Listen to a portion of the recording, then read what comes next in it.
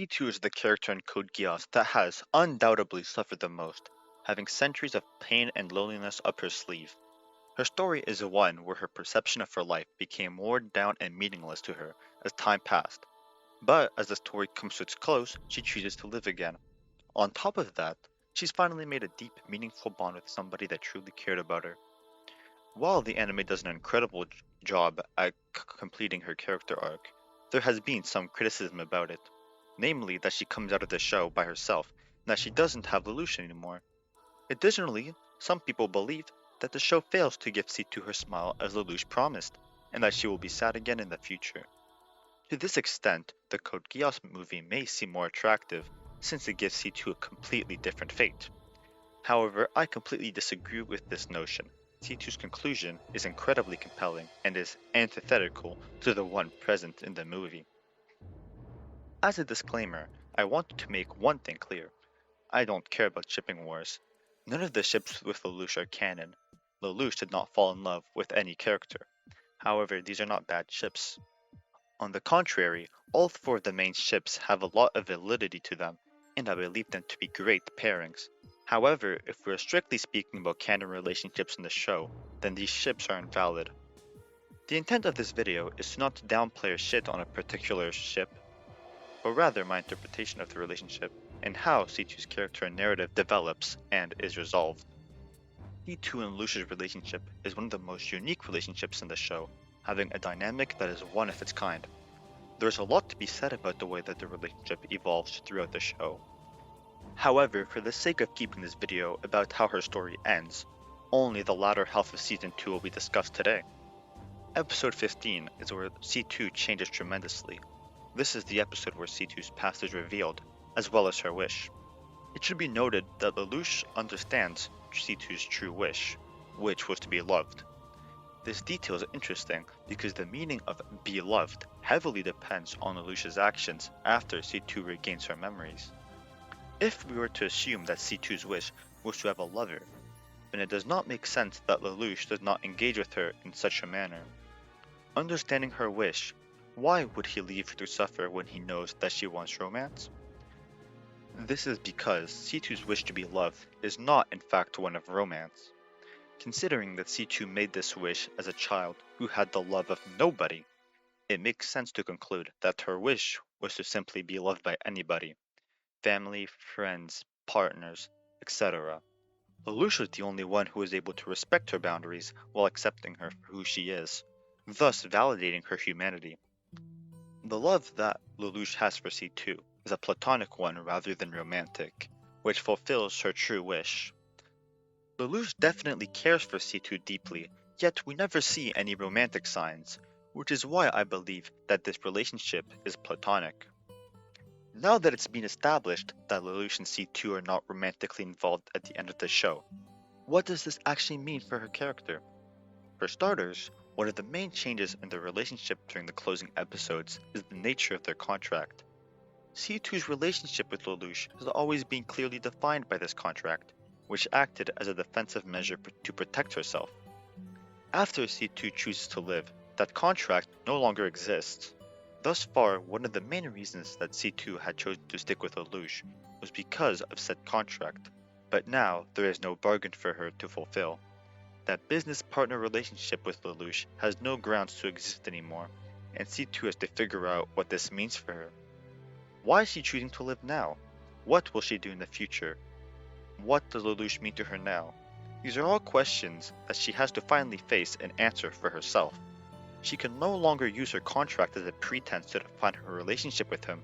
She has to be honest with herself about what she feels towards Lelouch. The issue with explaining C2's feelings towards Lelouch is that her emotions have eroded so much over time that the way that she feels said emotions is fundamentally different from other people. Paired with the fact that we do not really get much of C2's internal monologue about Lelouch, if we are ignoring side material, it's hard to pinpoint how exactly C2 feels about him. She definitely does love him, but that type of love is completely different than conventional romance. She has a unique platonic love for Lelouch, which stems from him being the first person who she truly cared for without having some superficial toxic relationship with. It really is a one-of-a-kind type of fondness towards him that's only possible because of how unique she is as a person, and it makes sense why one might interpret it as romance.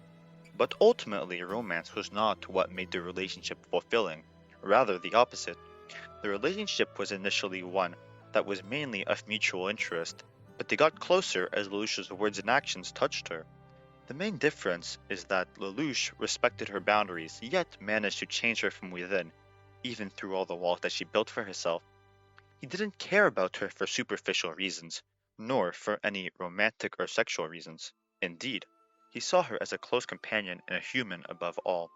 Lelouch's conviction to living out his life in his own way, and his care for those close to him changed C2's perspective on herself and her life. As she began to show compassion again, she was able to support Lelouch more personally, comforting him and staying by his side while his heart ached. Lelouch's suffering made her connect to him as she was able to sympathize with his pain of distancing himself from others and having the world cast stones at him. The relationship became so much more than just partners in crime. Lelouch and C2 shared their suffering with each other, and she finally had someone by her side that she could understand. If I had to give it a name, it would be found family.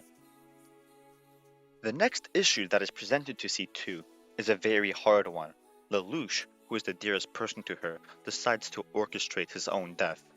As soon as she finds someone that loves her, they have to depart so soon after. There is a picture drama for season 2 where Cécile asks C2 if she is in love with Lelouch, in which she answers that if her answer was yes, she would not be with them. She promised to see things through to the end, and she isn't going to back down now. Faced with this harsh reality, C2 still accepts to support him on his final mission, as this will be fulfilling Lelouch's life. Ultimately, above all, their relationship is one of respect, where C2 understands that Lelouch must follow through with the Zero Requiem. We know that C2 does not really care about making the world a better place, and she definitely does not want Lelouch to get killed. Yet, she still resolves herself to support him. After Lelouch dies, she is once again alone, choosing to bear her immortality for eternity to come. In the credits of the canon recap movies that were released a year after the show, C2 states that even after his passing, she still cries at night thinking about him, but she feels better when she thinks about his legacy and how his dream was fulfilled with a smile on his face. It was not an easy decision for her since she obviously cared for him deeply, and it still hurts her from time to time, but she's better for it. So if C2 is left all alone after Lelouch dies, what is left for her? Does she deserve to stay alone after suffering for so long and finally having someone that she rekindled her humanity with?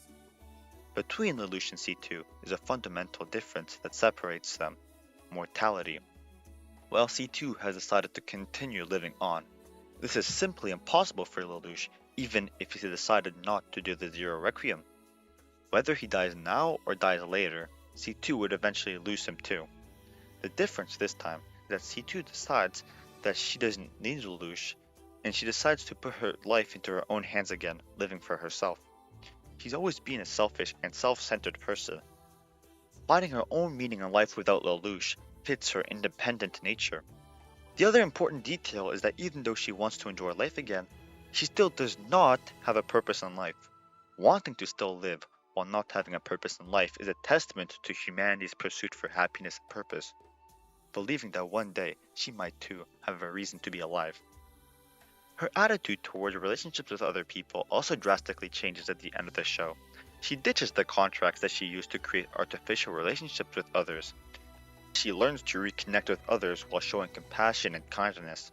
Being reconnected with humanity once again, it's possible that C2 may enjoy genuine relationships with other people in the future, not just Lelouch. This is the main narrative point that differs greatly from the romantic interpretation people give the relationship. As we see in the Resurrection movie, C2 choosing to fall in love with Lelouch made Lelouch her reason for living. In a vacuum, there is nothing necessarily wrong with her finding happiness with somebody else, but it takes away from her narrative and why she chooses to live in the first place. C2 decides to live because she believes in the future, just like Lelouch and Suzaku. Focusing on Lelouch would make her stay in the past and present, when she is living for a future where he's no longer there. Lelouch has fulfilled his purpose with his death. Now it is time for C2 to find her own.